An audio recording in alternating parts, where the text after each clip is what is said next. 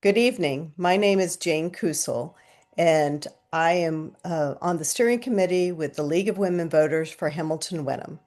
The League is a nonpartisan political organization which encourages informed and active participation in government.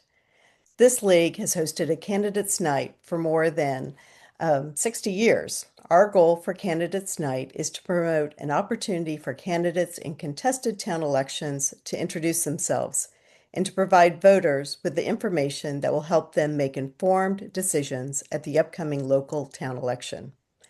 This is the second of two forums covering the contested races for Hamilton and Wenham. For this forum, we'll be hearing from the candidates for the Hamilton-Wenham School Committee. While the position on the Hamilton-Wenham School Committee is for a 3-year term, this year there will be a separate election for the school committee for a 2-year term to address 2 openings as a result of early resignations.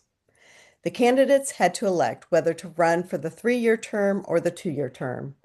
Each are considered a separate elected position in the upcoming election. As a result, we'll hold tonight's forum by separating into 2 groups. Group A will cover the candidates running for the 3-year term, and Group B will cover the candidates running for the 2-year term. Now I'd like to introduce our moderator, Amy Smith. Amy is on the board of the League of Women Voters of the North Shore.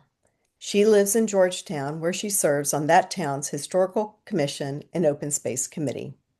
This is the 4th year that Amy has generously volunteered her services as our moderator, and we're grateful for her help. And now I'll turn the meeting over to Amy. Thank you, Amy. Good evening. Tonight, we'll be introducing you to the candidates for the Hamilton-Wenham School Committee positions. There are 3 candidates running for 2 open positions for the 3-year term, which we'll hear from first as Group A. And there are 4 candidates running for 2 open positions for the 2-year term, which we'll hear from after that as Group B. Questions may be different between the Group A and Group B candidates. The forum rules are as follows. You will each have 2 minutes for an opening statement, and 2 minutes to answer each question, and 2 minutes for your closing statement. The questions for tonight's forum have not been provided to the candidates in advance of the forum. Although candidates may refer to their personal notes when answering questions as they need to. The timer will start at the beginning of your speaking time and can be seen by the candidates in gallery view. The timer background will turn yellow when you have 15 seconds left in your allotted time, and will turn red when the timer has reached 2 minutes. Taking the entire allotted time for each response is optional, but extending beyond it is not. We will start in alphabetical order and alternate thereafter who answers first.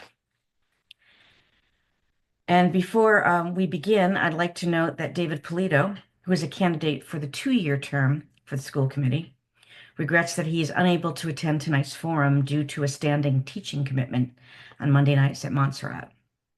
He has provided an opening statement and a closing statement that we will read on his behalf, but he has not been provided any questions.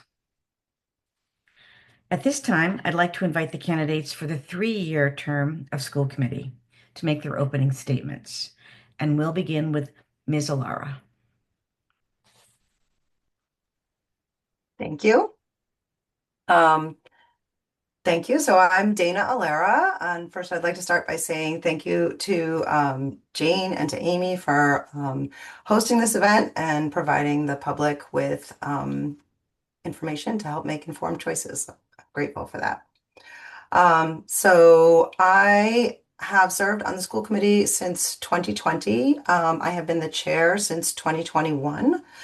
On the committee, I have served for several years on the negotiations team, negotiating with the teachers union, with custodial staff, with our education supports professionals. I have been on the committee. We were the committee that hired our current superintendent, Eric Tracy, and we work collaboratively with both select boards and the FinComs as we collectively work to provide the services for our community. On a personal note, I've lived in Hamilton for the past 24 years. My husband and I moved here with our two young sons, and they both went all the way through the schools and graduated from the high school. I have a background in school psychology and parent coaching, and so I've worked in a variety of roles to support the needs of students, children, parents, and educators throughout my career. I'm a passionate supporter of public education.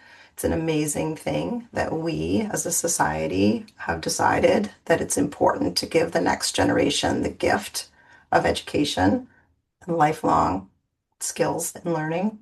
It's been an honor to serve these past 6 years, and I'm here because I hope the voters will send me back to continue this service for another term. Thank you. Thank you. Next, we'll hear from Mr. Austin. Good evening, and thank you to the League of Women Voters and everyone watching tonight. I'm running for school committee because I believe our district needs a better path forward. We need stronger financial discipline, a sharper focus on academics, and a committee that truly listens to the whole community. Our schools matter deeply to parents, students, and teachers, but they also matter to taxpayers, seniors, and residents whose voices deserve respect as well. School committee decisions affect the entire community, and the people making those decisions should reflect the broader responsibility. I believe it's time for new members and a fresh view on the district. New voices can bring better questions, better oversight, and a more balanced approach to the challenges we face. That does not mean being against the schools. It means caring enough about them to ask hard questions, review options honestly, and make sure decisions are grounded in common sense, sound planning, and public trust. If elected, I'll work to support strong academics, safe and well-maintained schools, responsible budgeting, and a more open and respected relationship with the community. I want to help move this district forward with better judgment, better listening, and a renewed focus on students and the full community we serve. Thank you. Thank you. And now we'll hear from Ms. Noon. Good evening. My name is Kristen Noon, and I am one of the candidates for a 3-year term on the school committee. I would also like to echo Dana and Jeff's thanks to the League for hosting this event tonight to allow us to introduce ourselves to the community. I am presently a member of the school committee. I was appointed in October of 2025 to fill a vacancy, and I would be honored to continue serving our community in this role. As a member of the school committee, I'm presently on the policy subcommittee as well as the negotiation subcommittee that is presently working on the new contract with our ESPs or our teachers' aid. I bring a varied public service career to this role. My commitment to public service began early over a 20-year period at the College of the Holy Cross, where all of us who attend that school are called to be men and women for others. That experience really shaped my values, and later my time at Suffolk University Law School kind of honed the skills and experiences that I have needed to be a leader in public life.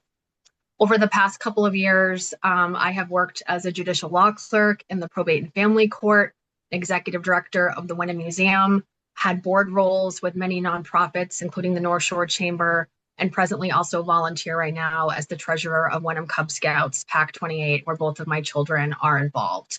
I practice law in a firm that's devoted to supporting nonprofits and philanthropic organizations. Since my appointment to the committee this past fall, I have tried to bring clarity, curiosity, and constructive dialogue to the issues that are before us. Looking ahead, I'd like to continue this work by remaining committed to the district's major priorities, which include facilities planning, responsible budgeting, and maintaining educational quality and excellence. Thank you. Thank you. And now for the first question, and Mr. Austin, we'll start with you. If the April 2026 override fails in the upcoming town meetings, what specific reductions should the Hamilton-Wenham Regional School District make to balance the fiscal year 27 budget? And what would you work hardest to protect? Excellent. I think there's a lot there to be. Apologize for the dog in the background. There's a lot there to be understood and to learn. we'd have to look at the entire budget. I hear a lot of rhetoric around, we'll have to lose so many teachers, and that's going to certainly hurt our classroom attendance for child to teacher ratio. But there's also, there's other ways we can cut, I believe, that are outside of teachers. So I don't know if there's a one answer to that. And I think that it takes a lot of thought, a lot of research to understand what the right path is. So I can't give you a flat answer what the right answer is. It's going to take a lot of research. I think that's pretty much all I have to say about that. Okay, thank you. Next, Ms. Noon. And would you like me to repeat the question? No, thank you. As a current member of the committee, I think we have all been grappling with this question for several months once it became clear that an override was going to be necessary in order to preserve not only stable schools, but also the public services that we've all come to expect here in Hamilton-Wenham. I think in the reductions that the school committee has already made to its budget, we have worked to prioritize maintaining small class sizes where possible and to work to maintaining roles that are student facing. So I believe that logic would continue once if we are in the unfortunate position of needing to make additional cuts as a result of a failed override. I think given the scope of the override, it is likely that there will be student facing roles that will need to be eliminated based upon the reality of what our budget is, and that most of our costs focus on payroll as well as health insurance expenses. And when the committee has been evaluating that, we have taken an approach to really look at enrollment, see where the bulk of our students are, where the greatest needs are to serve those students. And that would inform where these reductions are going to be made. As has been already discussed in open meetings, the current cuts that are already in our budget do disproportionately impact the middle school and the high school, where enrollment is less robust than at the elementary school level. And it's likely that that could continue in the unlikely or unfortunate event that the override does not fail. These are very difficult choices, and every budgeting decision, reflects our priorities and what we believe is important. But overall, my preference would be to do things that maintain retaining excellent staff and small class sizes. Thank you. Ms. Alara. Thank you. So I want to highlight some things that both Jeff and Kristen just said, which is that it definitely does take, as to Jeff's point, a lot of thought and a lot of research in order to make these determinations about what would need to be cut if the override is not successful, if it does not pass. And I do want to emphasize that a lot of that research and thought has been done and grappled with, as Kristen mentioned, at the school committee level. So much of this question has already been looked at. That does not mean it's not set in stone, but it does look at this point, unfortunately, that there would be staff reductions if the override does not pass. And it is really important. We have heard from our community that small class sizes are something that our community really wants and expects. So all efforts will be made in that event to be really thoughtful about how to strategically look at class sizes, course offerings, how to, as an example, something that we already do, we rotate at the high school, we rotate electives year after year, alternating years, so that, for example, while you might not be able to have something every year, students would still have opportunities. Unfortunately, things that are still on the chopping block, potentially, if this override doesn't pass, do include staff reductions, potentially, and some security things that are really critical. So I do think it's a really critical thing that it does pass. Thank you. Now for our next question, and Ms. Noon, we'll start with you. How would you approach decisions about inclusion and school climate for LGBTQ students and other marginalized groups while addressing differing community views? Thank you.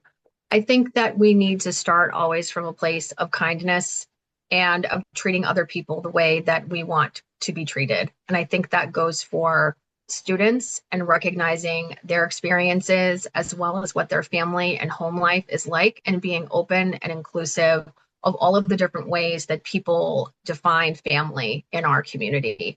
I do also think it's important to listen to people that don't necessarily share those views themselves or have different opinions or definitions of what is appropriate. And keeping an open mind, authentic listening, and approaching those difficult conversations with curiosity is important as part of that process. Overall, however, I do believe that we need to be inclusive and supportive of our LGBTQ youth and families, and welcome all people that live in Hamilton-Wenham to feel welcome and part of our school district. Thank you. Ms. Lara.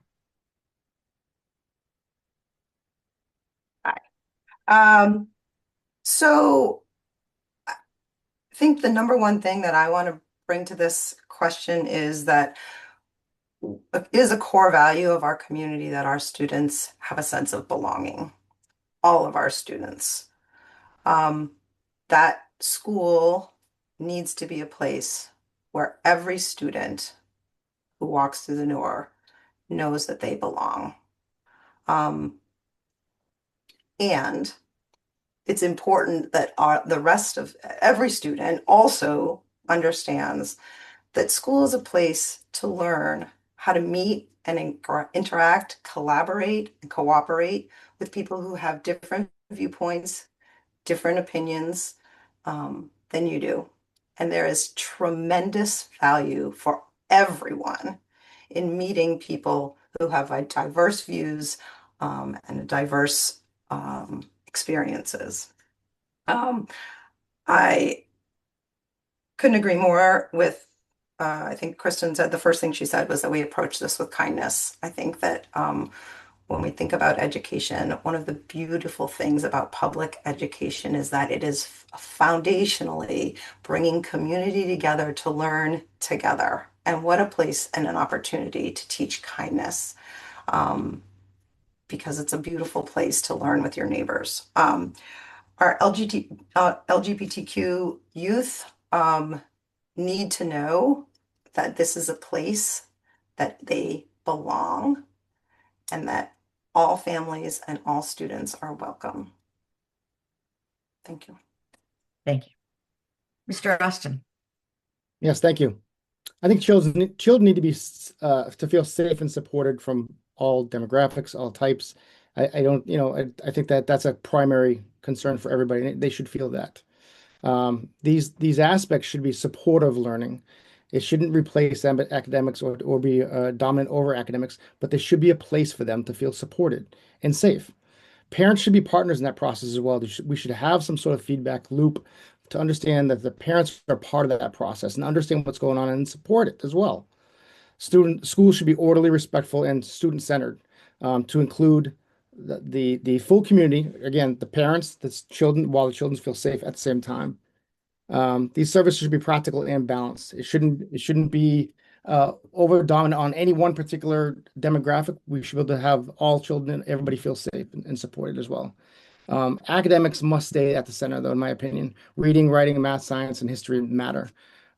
We should support the teachers in whatever they need in those areas, as well as being supportive in the certain special groups that need to feel safe and supported as well. Use the resources that we have. And I'm sure there's some additional resources we could use for extra activities after school, or maybe there's certain groups that will help pitch in with ideas to do that as well. I think that's my approach to that. Thank you very much. Thank you. And now we'll go on to our last question, and we'll start with you, Ms. Lara. What do you see as the most important issue facing the district over the next 3 years? And what qualities or experience would you bring to help to address it? Sure. So I think the most pressing issue, I think, is pretty evident, is that it is our budget and our aging facilities. And those are obviously both financial and intertwined. on the budget, our the current costs are rising. The same things you're seeing at home, their energy costs, healthcare, the same things that you're experiencing that we're all experiencing are rising. Our state aid, while rising, is not keeping pace. We live in small communities that do not have a strong commercial base, and it is a real burden on our taxpayers. It is very difficult to sustain the level of excellence in education. So this is a real issue. And it's important that people understand that it is a real issue, not just for our community, but for other similar communities. And also financial, our facilities are aging, and we need to maintain and move forward to determine how best to create the kinds of facilities that our students and our teachers need in order to be successful in providing an excellent public education. Again, this is at a cost that it is difficult for our taxpayers to achieve. I think what's going to be critical moving forward is to continue to engage with the community to determine the steps that the community wants to take. Thank you. Mr. Austin. Yeah, absolutely. Thank you. I agree. Budget and facilities are the two primary concerns in the upcoming years. Something, with the budget that we have to keep in mind, yes, costs are always going to go up. Future inflation alone does not justify overspending today, though. Every project will likely cost more in the future. That's just a fact.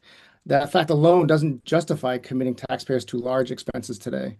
Responsible planning requires weighting affordability, financial costs, presented value, and actual educational needs, and whether phased or small options can meet the need without overextending the community. And so we have to take those things in consideration when it comes to the facilities. I think with the facilities, something that we keep on overlooking is that we have 6 buildings in the district of all the district buildings total. We need to look at those. I would suggest an independent study, look at all of them just from a construction point of view. Where are our weak points? What are our immediate needs, and what are our long-term planning needs? And then look at that from a prioritized list, and then try to figure out how do the programs fit into that after the fact. But first, just understand where we are today. What from a whole district, all 6 buildings, which ones have the biggest needs or emergent needs right away, and then work your way into the priority list, and then work your way into what programs can support us from there. And again, that doesn't mean you spend something's going to cost a couple extra million years down the road.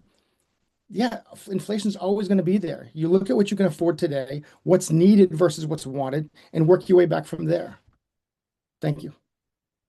Thank you. Ms. Noon. Would you like me to repeat the question? Yes, please. What do you see as the most important issue facing the district over the next 3 years, and what qualities or experience would you bring to help address it? Thank you.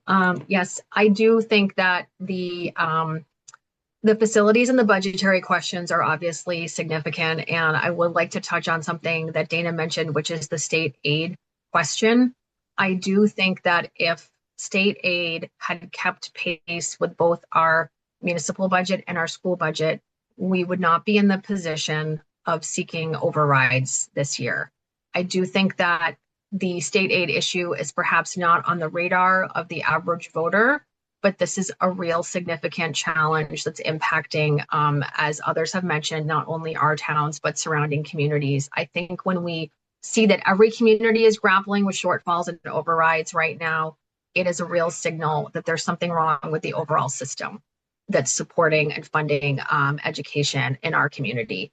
I do think that systems thinking and a systems approach and an ability to advocate and ability to work with local legislators is experience that I can bring to the table to the school committee to help really make the case for Hamilton and Wenham that it is essential that the state aid formula is revisited and improved for regional districts, for smaller districts, for more suburban or rural districts, That is a big structural problem that will not only help our taxpayers, but also maintain quality education in our community. I think a top educational experience is a main reason why people have moved here, why they have always moved here, and and that helps to sustain real estate values for homeowners in both towns. So I think while we are addressing these important facilities issues and budgetary issues, we need to also think about the overall sustainability of the community as a whole and advocate for the true structural change that will really make a difference. Thank you. And now we'll go to closing statements, and we'll start with you, Mr. Austin. Thank you again for the chance to be here tonight. This election is about whether the community wants more of the same or whether it's time for a different direction. I believe it is time for a different direction. And I believe it's time for new members and a fresh view in the school committee. Over the last year, residents made themselves clear more than once, but the same ideas keep getting pushed. The same outcomes keep being chased. And the community was put through repeated votes that created unnecessary community division, frustration, and a waste of taxpayers' money. That is not the kind of leadership we should be repeating. I'm not here to attack anyone personally, but I do believe the district needs a reset.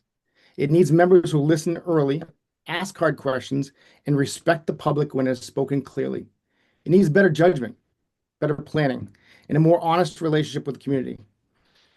If you want a school committee that puts students first, respects taxpayers, listens to the full community, and is willing to bring a fresh approach, I ask for your vote. Thank you.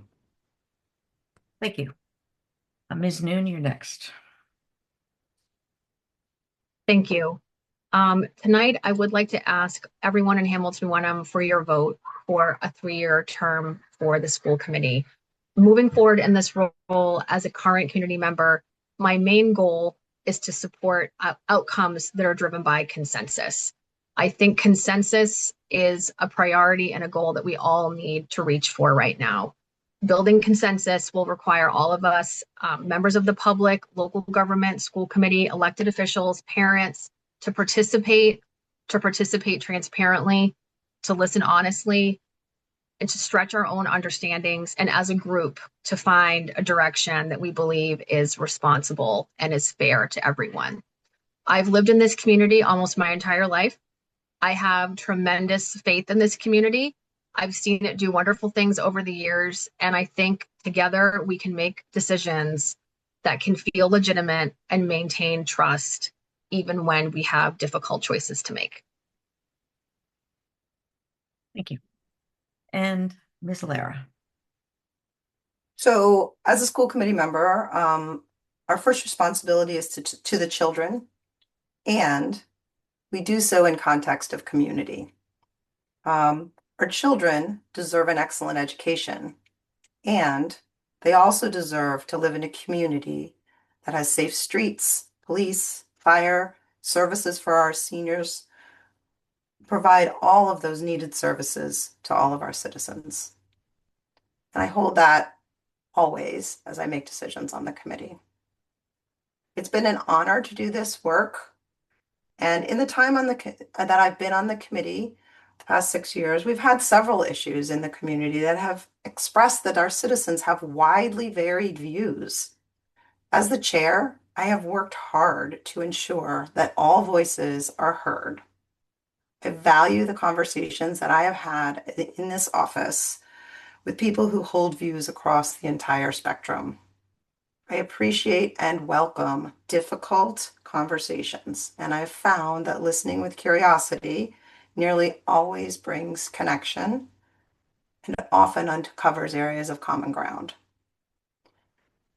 As the voters go to the polls, I hope that they will see my commitment to collaborative leadership and thoughtful decision-making. Our community has made it clear that excellent public education is something that our citizens want and expect in Hamilton-Wenham, and I would be grateful for the opportunity to continue service on the Hamilton-Wenham Regional School Committee. Thank you. Thank you. Now, at this time, I'd like to invite the Hamilton-Wenham School Committee candidates running for the 2-year term to make their opening statements. And we'll start with Ms. Burt.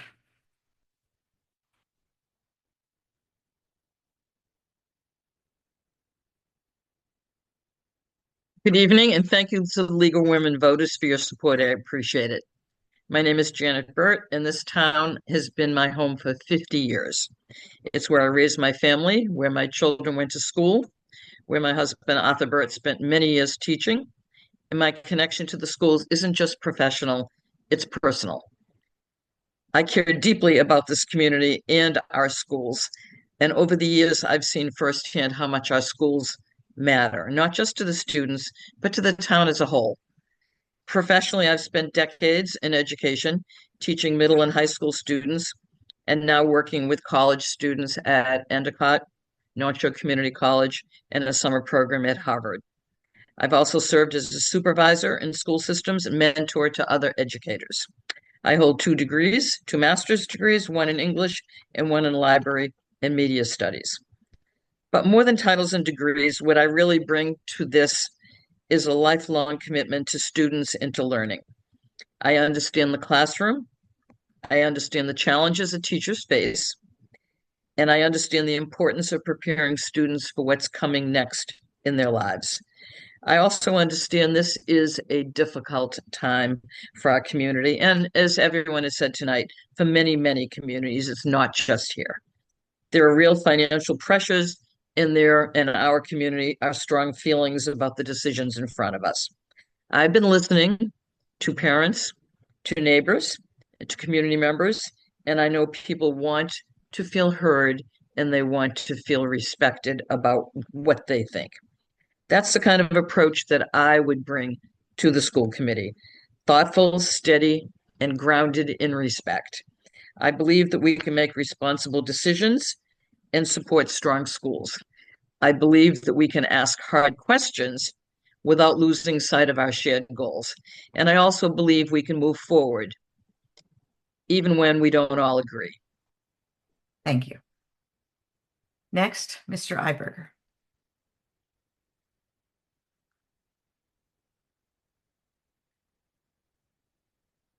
All right, thank you. All right, to the audience out there that will see this, my name is Carl Iberger. I'm running for the school committee as I cannot just sit on the sidelines any longer. I've been a resident of Hamilton since 2017 and of Massachusetts since 2000. I'm running because I believe we must address any downward trend in the Hamilton-Wenham school rankings. Our communities have long been defined by their excellent schools, and it is vital that we restore that reputation. My platform focuses on 2 primary goals: providing superior education and maintaining responsibility towards the taxpayers' money.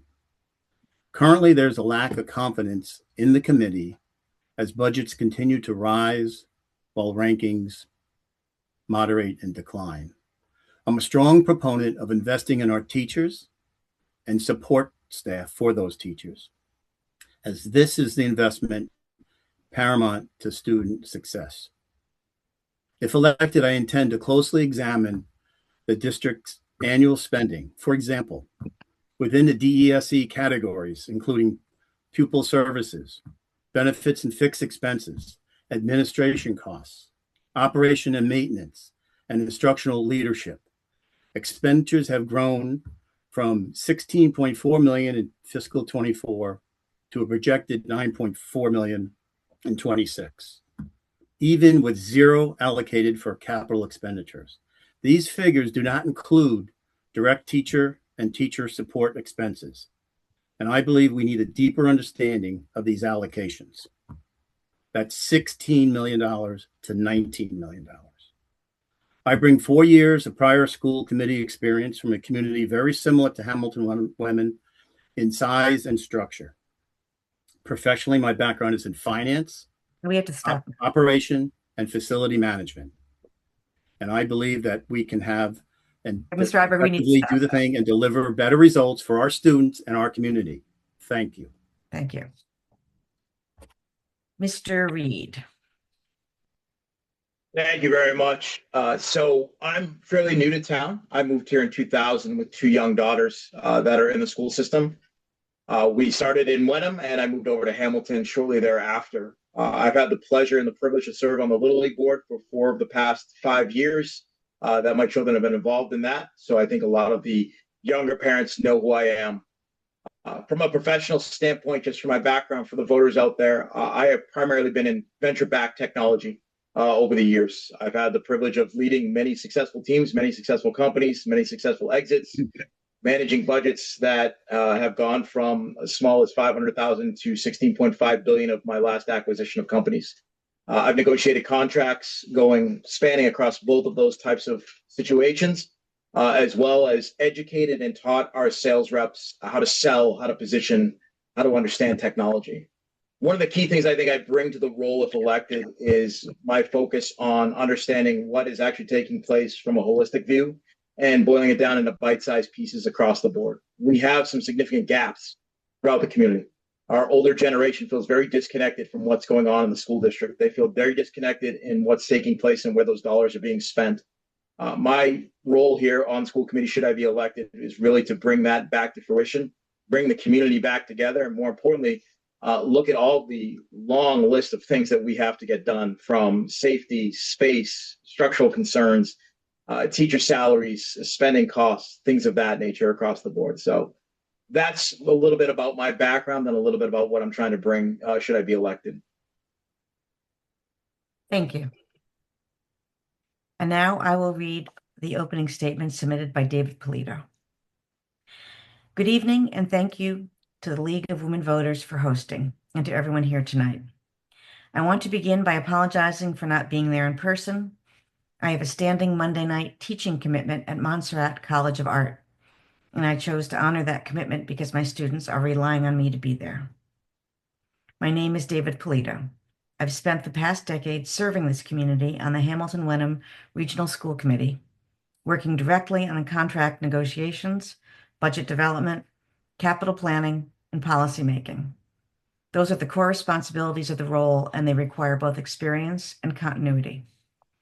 I'm also the only candidate currently working in education. I've taught at the middle school, high school, and college levels, including in the post-COVID environment, which has reshaped how students learn, what they need, and what modern classrooms and school facilities should look like to support them. My academic background is in educational leadership, curriculum, and instruction, and my professional work is focused on helping students translate their education into real-world skills and professional pathways. I'm running because I bring a decade of direct experience in this work, along with a current working understanding of education as it exists today, and I'm prepared to contribute immediately. Thank you. And now on to our first question, and Mr. Iberger, we'll start with you. Sure. After last year's rejection of the school consolidation proposal, what specific next steps should the school committee take on elementary school facilities? And what would you want done differently before asking voters to consider any future plan? Well, I think I would like to echo a lot of what Jeff had said, in that we have to look at each of the facilities. We have to look at prioritizing what those repairs, refurbishments, renovations are. And then also look at the rest of the budget as well, the items that I identified. Somewhere in the middle, there has to be the ability for this town to upgrade the facilities and provide good education at a reasonable cost. And as was also noted, that there is a growing portion of our population that is older and is on fixed incomes. We have to be respectful for all of the taxpayers and how we go about providing education, but also upgrading these facilities. So I'd have to look at each of the sites. We'd have to understand those and then prioritize what would be the best outcomes. Now, it's not rocket science, it's facilities. And that's how I would approach it. Thank you. Mr. Reed, you're next. So just to dive into that, I agree with a lot of what the other candidates are speaking about. I've spent the last 3 weeks touring each facility in depth I did this 2 years ago as well as part of the strategic planning committee, and a year before that as well. So I've seen firsthand just where the facilities are in terms of just overall what's happening at each one.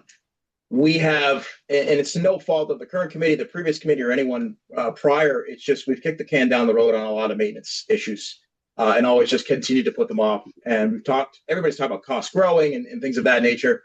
We need to come up with a proper plan to look at what needs to be fixed today, what needs to be fixed tomorrow, and what can be, again, pushed down a little bit till we can get them to a budgetary agreement to what we need to put off.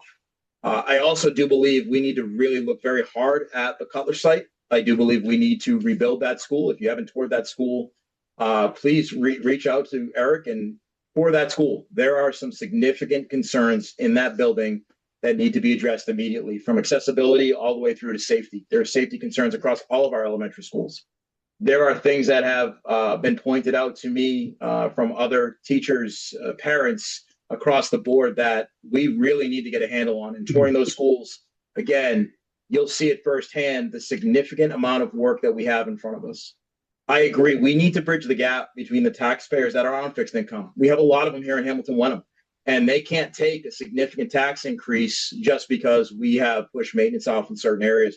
We need to come up with a plan. We need to socialize this plan. We need to look at how we can be fiscally responsible. And we also need to look at where we can lock in potential savings costs by, is it better to maintain or is it better to actually replace the Cutler site? We need to really look at that. I'm not saying consolidation. I want to be very clear on that. Consolidation is very different than replacing an aging school that has well outlived its useful cycle at this point. Thank you. And Ms. Burt. Amy, could you repeat the question for me, please? After last year's rejection of the school consolidation proposal, what specific next steps should the school committee take on elementary school facilities? And what would you want done differently before asking voters to consider any future plan? Thank you. I would repeat what other people have already said, but I would add to that. One of the things that I think absolutely has to happen, being a resident of Wenham, is Wenham, under the regional agreement, has to have each town has to have a school in the town. And under the plan that did not pass, the Bucher School is going to be pre-K to K, and that's not an elementary school. That's pre-K to K. That's not allowing the Wenham kids to go to elementary school for all of elementary. So that would be one thing that I would say definitely has to happen. I agree with what Tom said. I have been in all the schools, and there are some major issues. Something that has to change is from right now on, we need to pick up maintenance. There is just no maintenance has happened in so many little maintenance. I should not say none. It hasn't happened. We need a maintenance plan, and somebody needs to be observing what's happening and what's not happening. If there's a bathroom that doesn't have a sink to wash your hands, then put a sink in. You don't need to rip off the wing of the building because there's a bathroom with no sink. So I just think things need to be looked at from a different perspective. And as someone said, I don't remember who said it, this is not brain surgery. I don't think they said brain surgery, but these are buildings. This is like in your own house. What do you do if something's happening in your house? If there was a leak in my house and my young children, who are now adults, wanted a beautiful playground set in the backyard, I would first fix the leak in my roof before I built that, let's say, $3,000 playground for my children in the backyard. And the parallel to that is we did the sports fields, which really needed to be done. I get that. But we should have fixed that roof at the high school 10 years ago. Thank you. Okay, on to our next question, and we'll start with you, Mr. Reed. What role should the school committee play in ensuring schools are safe and inclusive for all students, including LGBTQ students? That's a great question. I'm going to quote Ted Lasso here just because I think it's one of the best quotes that correlates to this. And that's be curious, not judgmental, which implies we have to teach empathy, understanding different personas, different perspectives, different points of view. It's really important that we help our children understand how to be empathetic, how to understand other people's viewpoints and embrace them and work with them and communicate with them. School's supposed to be a safe place for everyone, right? It should be the safest place that a child goes through because we don't know what's going on in their home life. And school may be the only escape they get where it is calming and safe for them. So I believe we need to work very hard to ensure that our children from every background, every area of life feel included, feel respected, feel heard. That's one of the biggest things is feel heard about their feelings and about the things that they're thinking about. So I believe that school committees take an active role in helping guide the district and where that all goes. And I think that, again, it's incredibly important for these students to feel heard and respected and understood as they navigate their day-to-day lives, particularly in the elementary and all the way through to the high school. Thank you. Ms. Burt. Thank you. As an educator, I would say that the school committee's role is really clear to me and has been for many years. Students, all students, whoever they are, need to feel like they fit in at their school. And if they if they have a place to fit, wherever that place might be, they do better. And when they don't have a place to fit, they don't do well academically often. So someone might be what kids like to call a band geek. So if you're a band geek, you fit in with the band, and then that's your role. Or so we can take that across all aspects of the question that you just asked. It's important for the school committee to have good teachers, great teachers. We need academics, but we also need the extracurricular things. We need sports, we need music, we need art, we need drama, we need places for all students to fit in, to feel like people appreciate them, that they are being treated, that they are as important as everyone else, and that they are being respected, maybe in their particular role. And some people, somebody that's a great person in drama gets respect there. And I'm not trying to get off the question of the students and all the students, and the school committee's role is, I think, to make sure we have enough places for kids to feel good about themselves. Thank you. And Mr. Iberger.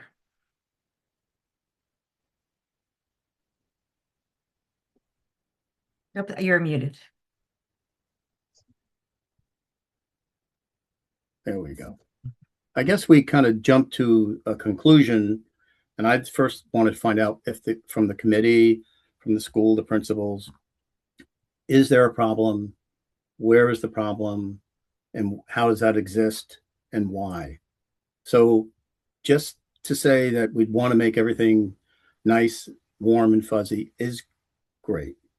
But we got to find out what the issues are, not assuming that they already exist, and then try to find a solution for that assumption. So that's where I would start as the committee and working with the principals to understand that. And then it's just pure common sense of no one likes a bully. I don't care in what shape, form, whatever. And no one likes to be bullied. So that's what I would start with and then try to address. I just want to have one little rebuttal on what Tom might have said earlier on, we kicked the can down the road as a town, but also the town had leaders, and the leaders need to take some responsibility for where we are today. So getting back to what maybe Jeff said, we do need a reset and fresh faces to get in to be able to look at these and move positively with the community. That's all I want to say. Thank you. Thank you. And to our final question, and Ms. Burt, we'll start with you. What do you see as the most important issue facing the district over the next 3 years?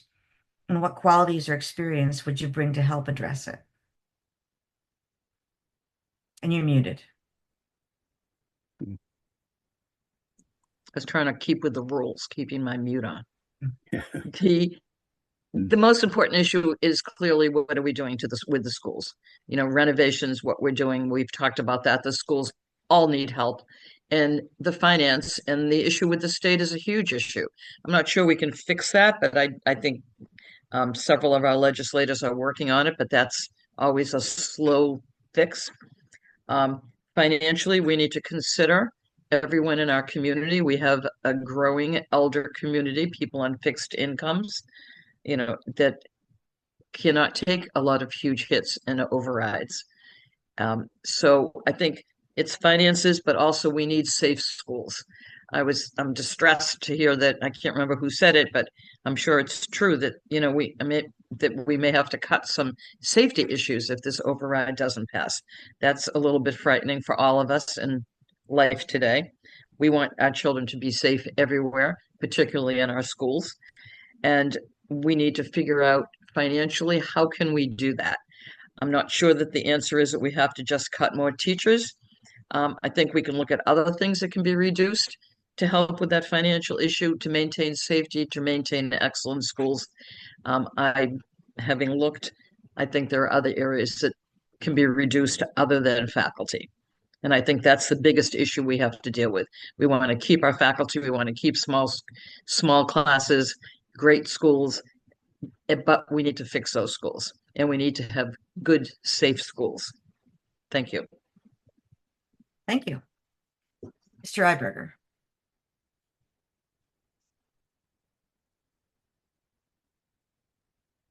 Sorry, my bad. Can you repeat the question, please? Sure. What do you see as the most important issue facing the district over the next 3 years? And what qualities or experience would you bring to help address it? Well, I think all of us here, whether the 3-year candidates or the 2-year candidates, touched upon the budget, school conditions, if you will.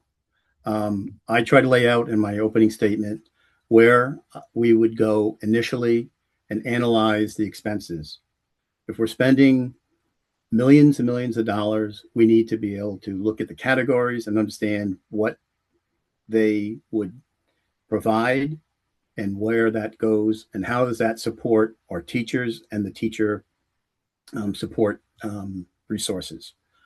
I'm a proponent of low class sizes, getting the teachers in, keeping the teachers, and looking for other avenues from the budget to be able to repair our schools and upgrade our student outcomes for the rankings. Thank you. And last but not least, Mr. Reed.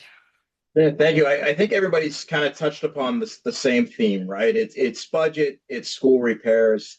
I also think we need to start to look at the evolving, changing world, because it's constantly evolving, of our student needs as they're coming in. There are different needs that children coming into town need. There's a lot of services that we already provide, which is outstanding, and that's going to continue to evolve and grow potentially as new families move into town.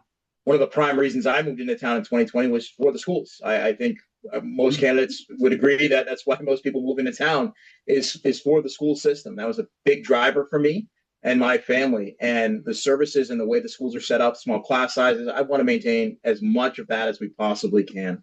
And I think that starts with what everybody's already said. We've got to really look at the budget, see where we're spending, but also at the same time prepare for the evolving change of the future. What are the students' future needs? And there is a lot of things that are coming down the pipe that we need to look at. Unfortunately, we talked at great length here about the state funding and the problems there. That's another thing that we also need to be, over the next 3 years, working hard with our state legislation to figure out how we can help guide what we need from them and make sure that they understand we need that level of budgetary guidance from them on their side as well, and continue to fight that fight. So my honest opinion is just like everybody else's. We need to really look at the budget. We need to really look at what we can do today, tomorrow, over the next 3 years, and focus hard on, again, continuing to provide this outstanding educational services to our students and respecting the taxpayers. So those are the two things I think are priority over the next 3 years. Thank you. And now we'll go to closing statements, and we'll start with you, Mr. Iberger. And you want to... Welcome, are you? Yes.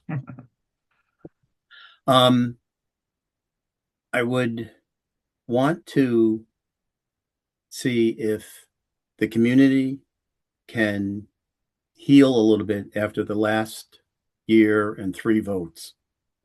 That would be very important, I think, to all the residents of both towns. and the leaders of the town. So the ability to communicate what's going on, not only identify, we know the problems, the buildings and the budget, but we need to be able to bridge that gap and put out information that is succinct, can be understood, and addresses the variety of residents that we have from their age or student population, etc. So that's what I would like to do. And my last statement is I would hope that the League of Women Voters hear tonight what things I can bring to bear on the school committee for Hamilton and Wenham. Thank you. Thank you. Next, Mr. Reed. Thank you. First, I want to obviously thank the League of Women Voters for this opportunity for all of us to come and communicate a little bit about what we're all about and our viewpoints and thoughts on where we need to go next. I also want to thank everyone for watching, and I hope I can secure your vote by basically stating, everybody knows what we need to do. It's around buildings, facilities, higher educate, bringing stronger educational values into the classroom, making sure our students are set for success, and continuing to showcase that Hamilton-Wenham is the place to go if you want the best education for your students as they grow throughout their lives. I firmly believe that. I hope that my background in understanding contracts and things of that nature lends a lot here, but also my ability to bring the community back together. I've spent a lot of time in a lot of broken teams throughout corporate America, bringing things back together and working hard. I think that we are a little bit tired between the numerous votes and all the things that we went through to really get to where we are, which is, square one, right? Where the cost of inaction is more costly than action at this point. And I'd like to see us come together as a community by listening, by understanding everyone's viewpoint, by bridging the gap between our schools and our school needs and our elder community and our aging community here within Hamilton-Wenham, and bringing that all together so everyone can see how we're going to do this, why we want to do it, why it's important, and hopefully do it in a respectful manner, in a listening manner where taxpayers feel heard, feel understood, and we're not just throwing overrides constantly at them and increasing tax bills. It's about respect, communication, and driving forward as one team. Hamilton-Wenham across the board, everyone from students, taxpayers across the board to be one unit working to drive this home. Thank you. Thank you. Ms. Burt. Thank you. I want to thank the League of Women Voters again very much for doing this tonight. It is clear everyone in town is paying attention. They're asking questions, they're speaking up, coming from a shared commitment to doing what's right for our students, and we need to rebuild trust. There just isn't trust. I agree that we've had division because of the no votes, and that needs to be healed. We need to work on that. We don't all have to agree, but common purpose matters. This town has been my home for most of my life. It's where I raised my family, where my children grew up and went to school. And I've seen the impact our schools have, not just in the classroom for the students, but in everything. Extracurricular, the town supports, has always supported the schools and all the activities. It is a challenging time. We have tough decisions ahead, and there are different perspectives on how to move forward. But I really believe that we really, at the core, we all want the same thing. We want strong schools, responsible decision-making, and a community we can be proud of. If I have the opportunity to serve, I will approach this role carefully, respectfully, and with a genuine willingness to listen. I think the listening part needs to be, if I'm a member of school committee and someone emails me, I will answer that email.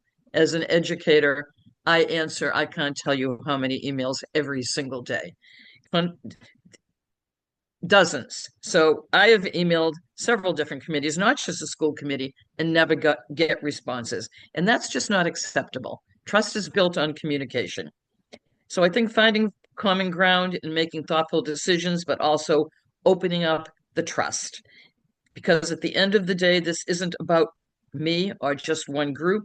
It's about all of us and about our students who are counting on us to get this done right. And I ask for your vote to do that. Thank you. And now I'll read David Polito's closing statement. Thank you again for the opportunity to be part of this process. The work in front of the district is complex and highly detailed.